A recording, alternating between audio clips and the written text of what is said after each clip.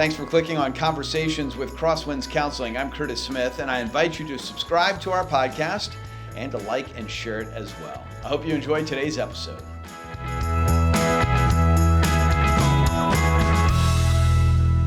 Hi, everyone, and welcome to Conversations with Crosswinds Counseling. I'm your host, Curtis Smith, and today we are with Amber Habig. She is one of the counselors in Dayton, Ohio for Crosswinds Counseling. Amber, thanks for being with us today. Pleasure. We are talking about parenting, relational parenting, and looking at discipline versus punishment. This is such an important topic because so many people are parents, so many different phases of life for kids.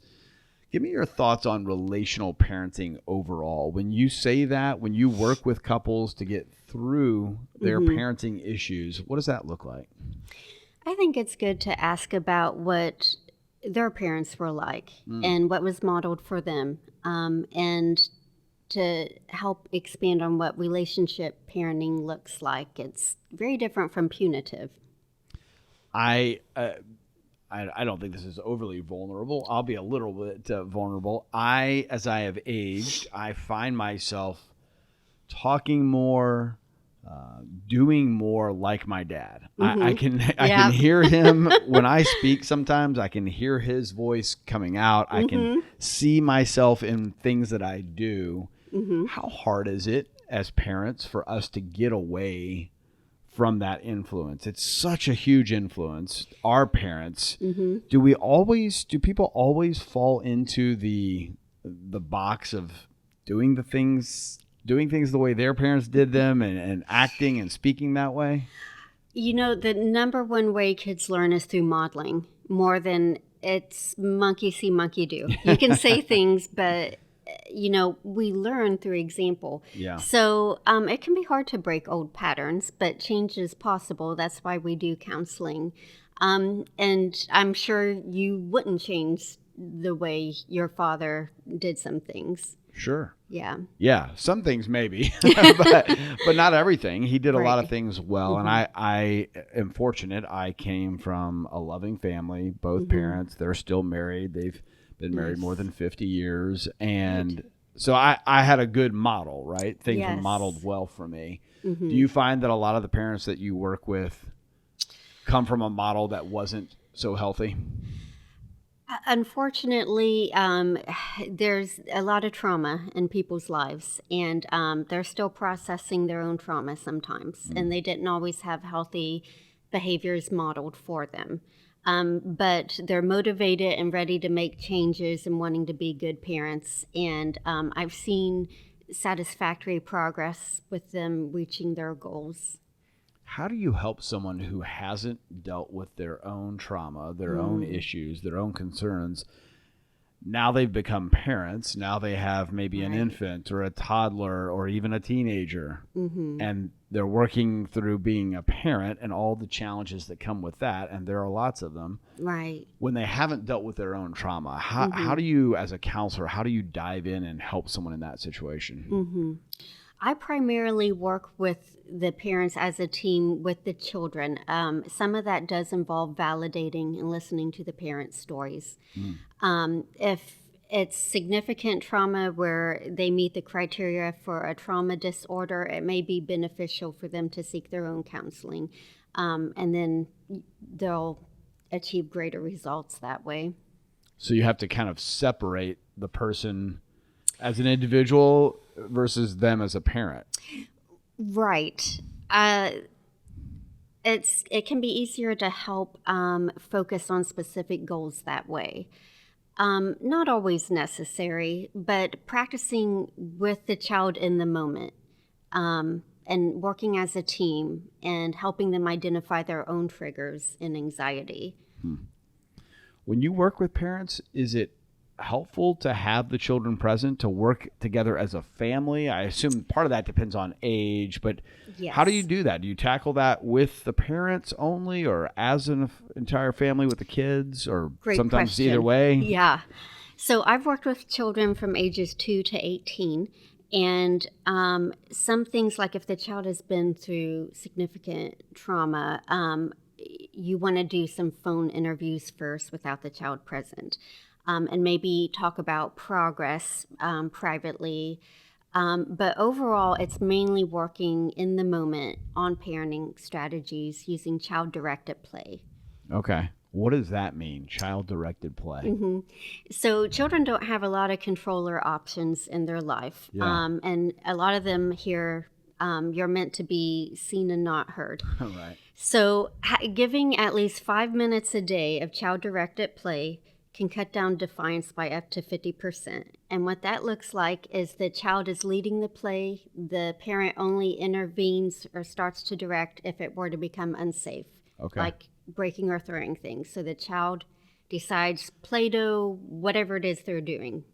And the parent's just reflecting back without evaluating. So the parent gives the framework of, hey, we're gonna spend a little time here doing whatever you want to do. Yep. And you get to choose our activity, and you get to choose how we do it and where we do it and when we do it or how long we do it. Yeah. The child is in control. It could be good to set a limit on it if Okay. you've got tasks to do, but 15 minutes a day is a minimum, and that can give great results. I've never thought of that issue, I guess, of a child enters a world and has no control, right? Like everywhere they go, they're told what to do. They're Right. under someone else's leadership. They hear, don't walk, use your inside voice, put on your shoes, Yeah.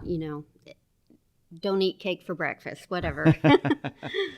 What becomes then the fruit that you see out of that? When you see a child who's gone through a healthy child-directed play season of life, what starts to bloom in them? Well, the child-directed play in itself is a teaching opportunity and can help build language skills, but an important part is it promotes attachment and connection. So once they have a good relationship with their parent and they feel heard and seen, and the parent says, time to go to bed, they're more likely to comply because they don't feel like it's just someone barking orders at them. It's not just another rule to follow. Yeah. They know this is a person who at times will let them control the situation. Bedtime might not be one of those times. Right. Let's talk about discipline versus punishment.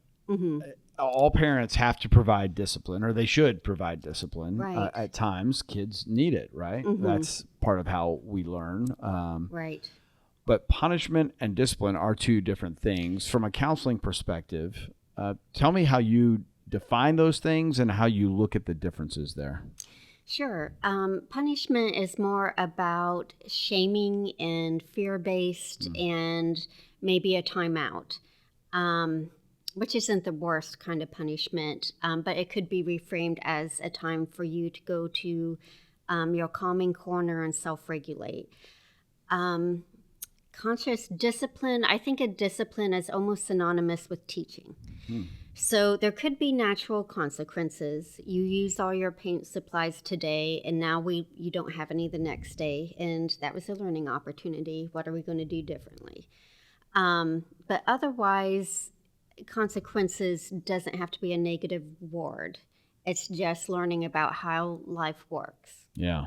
You do this, that happens. I like the running out of paint. So Yeah. we can use all the paint today, but just keep in mind that means tomorrow there's no paint. And then Right. tomorrow comes and you have to say, hey, I know you want to paint, but remember yesterday? Right. Right. Interesting. How do we as parents, because I know there are a lot of people out there who have probably struggled with this issue. I struggle. I have 3 adult boys, but as they were growing up, there were times where I probably struggled with that line between discipline and punishment. What are some good tips for parents who maybe find themselves in hindsight thinking, gosh, that was a little harsh, or I punished more than I disciplined and taught? What can you share with parents right now that maybe would help them in those situations? One of my favorite parenting strategies is assuming positive intent.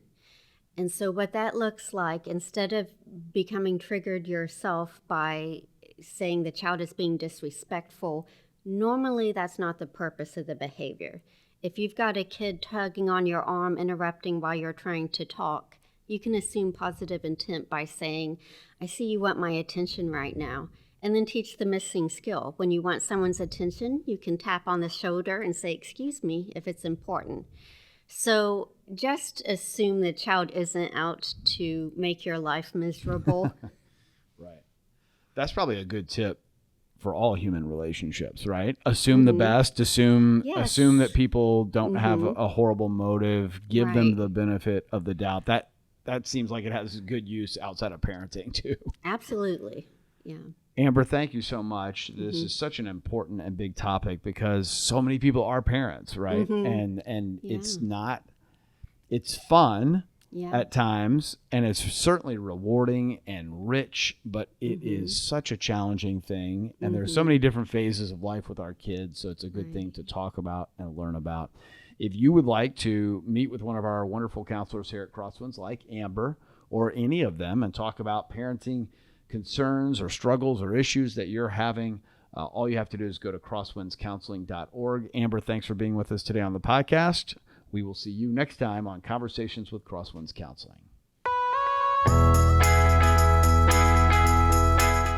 Thanks for watching Conversations with Crosswinds Counseling today. I hope it was helpful for you. Don't forget to subscribe so that you don't miss an episode.